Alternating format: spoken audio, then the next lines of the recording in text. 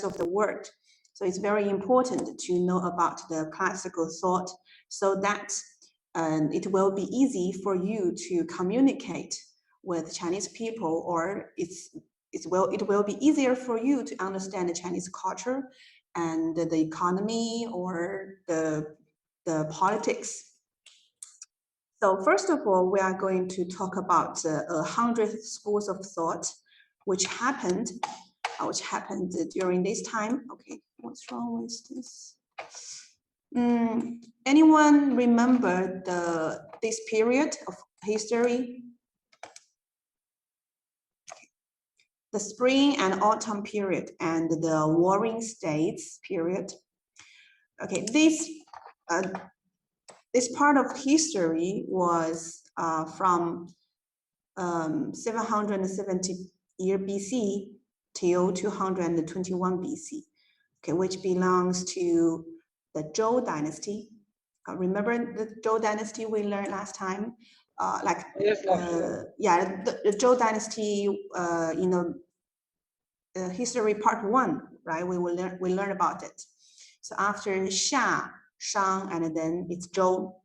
So during Zhou dynasty, actually it is not a unified country.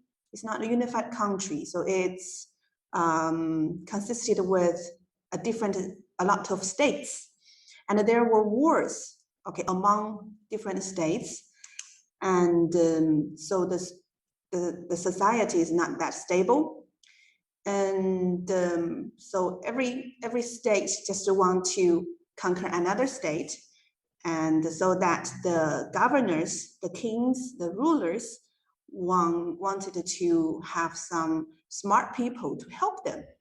So during this period, okay, during the unstable society, unstable period, there were many people, okay, many people, they developed their own thoughts.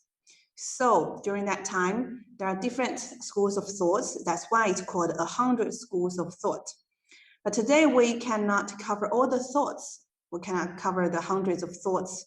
Then we just focus on four schools. We only focus on 4 schools, which are very important to Chinese history and Chinese society.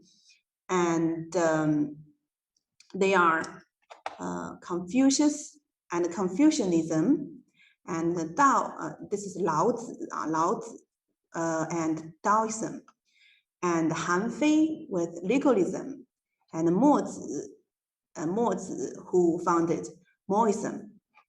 So first of all, we are going to talk about the great teacher. Okay, in the first class, we learned about that Kongzi is the first real teacher, and then he is the greatest teacher during Chinese history. And we are going to talk about Kongzi first. So in Chinese, his name is Kongzi, but because he is very famous and he has got the English name, which is Confucius. So first of all, we are going to focus on Confucius and Confucianism. In order to understand Confucius better, we are going to have a look at his life. Okay, the histories, the events he went through, so that we can understand his thoughts better. So now I'm going to show you a video about his life, and after we watch the video, please unscramble what happened to Confucius in his life. So there are some important events. Okay, there are some important events happened to him, and you have to put them in order. Okay, which one happened first and second, and then which one happened last. Okay, so now let's get ready to watch the video. I'm going to send you the events to you in the chat box. Okay. Okay, Laoshi. So wait for a while. Here it is. Okay, can you see it? The picture. in the chat group, WeChat group.